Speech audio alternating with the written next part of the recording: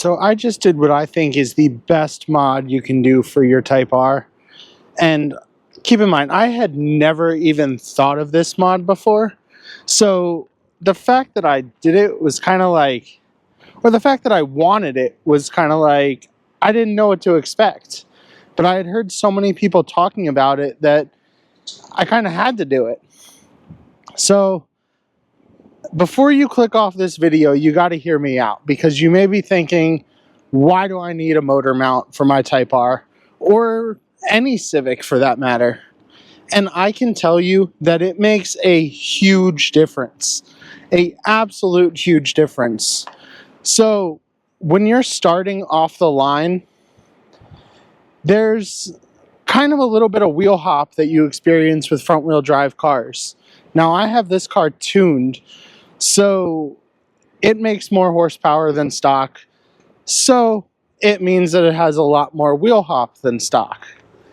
And I can tell you that on the highest map for TSP Stage 1, it is a huge difference, a massive difference.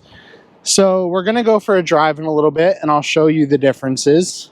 But I'm not going to bore you with the install video. There's already a ton of people that have the install video. If you want to know how to put it in, it's pretty straightforward, and you can watch one of their videos. But this one's really going to be my thoughts on it, because I couldn't believe, I believe they're $179, and I think it's a mod that everyone needs to do. So hear me out. Don't click off the video just because you're like, that's a useless mod. You got to really see what it can do and see how it changes the car, and then you can decide. Because if you do have an extra under 200 bucks, it is something you should definitely do. All right, so we're sitting at idle, and I don't know if you can hear this. I'm going to try and move the microphone around the car to see if I can pick up on any of the sounds. But it definitely has the slightest bit more kind of vibration at idle, and that's a known thing. You know, you make the motor mount a little harder so the engine doesn't move as much. That means more vibration is going to travel through the rest of the car. When I first put it in, I didn't even notice it. I was like, oh, that's not bad at all. For the first week, I then was kind of like, oh, this is awful. I don't want to deal with this. But now that it's been a week, I don't even really think about it. When you first get in and start it, it does make a little bit of a difference just in the amount of vibration. But the biggest difference is really when you have the air conditioning on. So I'm going to move the microphone around a little bit and see if you can hear the vibrations in the car, because you can definitely feel them, but you can also hear some more things rattling than usual.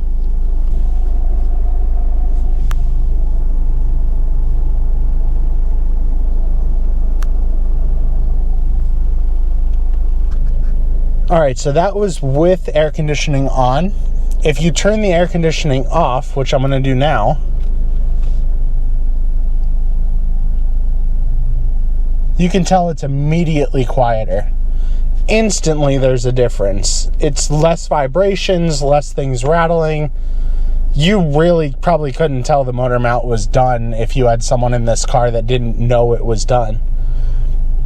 And I've heard it gets softer over time, so keep in mind I've only had it just over a week now, and it's already getting softer. But that doesn't mean the engine is moving more again. It just means that the bushing and the mount itself is kind of breaking in and kind of wearing in, which is what you want it to do. Now, it does take a while to do that, but it's worth it. It's going to be softer in the end, and it's still going to do its job. So we're going to go for a little bit of a drive. And I did turn the air conditioning back on because it is a little hot, and I don't really want to drive with the air conditioning off and the windows closed. So let's see what this thing can do. Now, there is a little bit of chatter when you're just letting off the clutch to go into first gear, and I don't know if that goes away or not, but it's kind of worth it. The shifts are so crisp.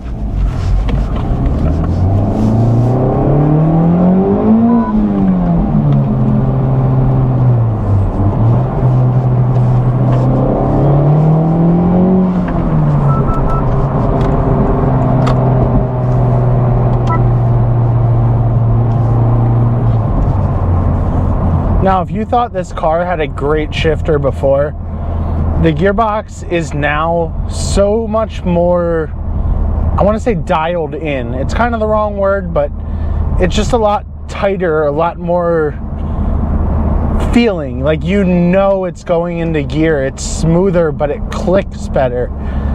It's a dream to drive. Now, I'm not running this on map 1. I am on map 3 for TSP Stage 1. That's kind of the one I daily drive on. I don't think you need all the horsepower of TSP Stage 1 every day. So, trying to be a little nicer to the car and just drive on map 3. But when you accelerate now, you're so much more planted. And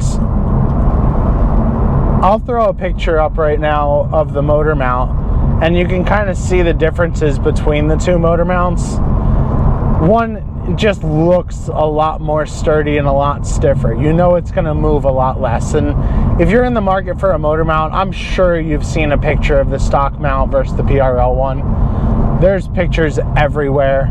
One's nice, shiny, silver polished, and the other one is just looks like a factory part, even when it's practically brand new. Even downshifting is so much different. Like, I have rev match on, as you can hear, and when I shift down to second, it's so much smoother now.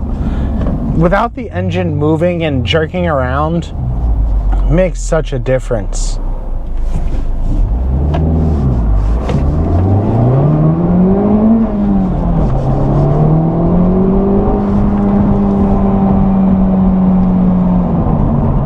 So that was flooring it, and as you can see, no wheel hop.